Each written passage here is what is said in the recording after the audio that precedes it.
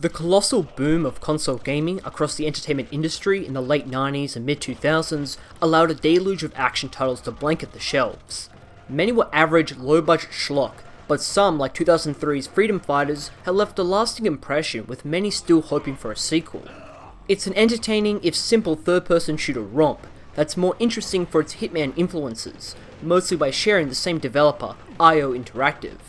The setup is brilliant. In an alternate 21st century, the Soviet Union maintained and spread its dominance across the world, with America relegated to a backseat. How this exactly happened is never really explored, outside the US slowly getting invaded in the opening. Chris, a regular blue-collar plumber, is caught up in the invasion of New York and quickly assumes the role as a resistance fighter, working with a handful of allies to free captives, sabotage equipment and transport, raid enemy depots, and mostly become a nuisance for the occupiers. The story is largely uneventful, aside from a couple predictable twists. Outside of a few cutscenes and in-game lines, Chris is largely a silent protagonist, which is made odd as you're talked up as a revolutionary, charismatic leader, hardening and maturing over the course of the struggle. The dialogue is very odd. It jumps between satirical and sort of manic. There is an unhealthy level of 2000s tood on display, so let's move on. Freedom Fighters has a semi-linear level design. The game is broken into chunks where you start in your main base before picking a region of the city to liberate. The main objective is to storm the Soviet space and raise the Stars and Stripes, along with completing secondary objectives. These objectives may require you to travel to a different level, like clearing an obstacle or obtaining some explosives. This is done through various manholes that work as save points, as well as allowing you to fall back to base. You're encouraged to do this in order to stock up on different weapons and supplies.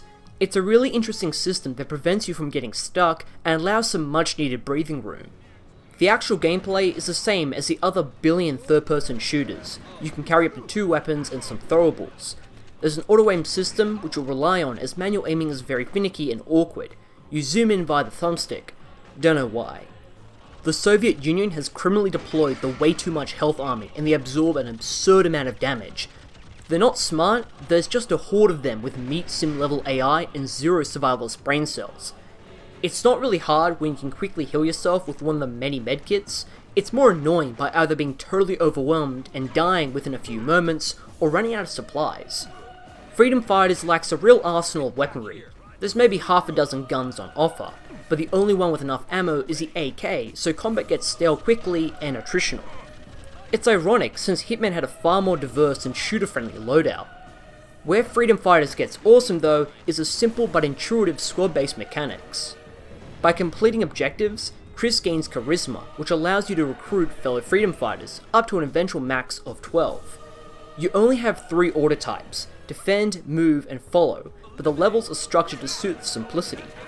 Maps are large with multiple pathways to capitalize on. Sending half your squad forward to cause mayhem whilst you flank around, or stationing a couple of guys on emplaced weapons to cover your rear, are viable strategies. Watching your small army take cover, throw grenades, and level a whole enemy checkpoint is incredibly fun, especially with the light visuals and ample ragdoll. Obviously, there are limitations. They can get in the way and stand around waiting to die, but the frenetic street fights with dozens of NPCs duking it out, running at a reasonably stable frame rate, is simply impressive. Consequently, the weakest and most frustrating sections are when you're by yourself, like in the opening and a few mid-game stages. It's just a boring slog. I got really tired of accidentally selecting the Molotov every time I wanted a medkit. It doesn't hold up as an out-and-out shooter. Except for one level where you're tasked to assassinate a general. This plays out like a genuine Hitman mission with different avenues of approach, vantage points, and target patterns. It's really fun. Well, until you notice how IO has just reused the same models, sound effects, and textures from Hitman 2. But that probably won't happen, as you'll be too distracted by Jesper Kid's fantastic score. Combining modern synthesizers with classic orchestral vocals, it's both a throwback to the 80s and an echo of his work from Hitman 2.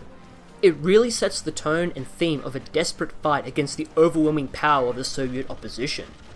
The hardest decision you'll make is likely what version you play. The PS2 version is easily the weakest, but copies are cheap and plentiful. The PC version runs poorly. It really is a console game through and through. I'd love to see a HD re-release, but IO would probably ruin it somehow. I was pleasantly surprised by Freedom Fighters.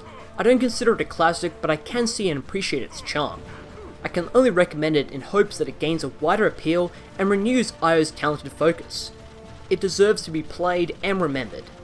Then again, they did make Kane Lynch 2.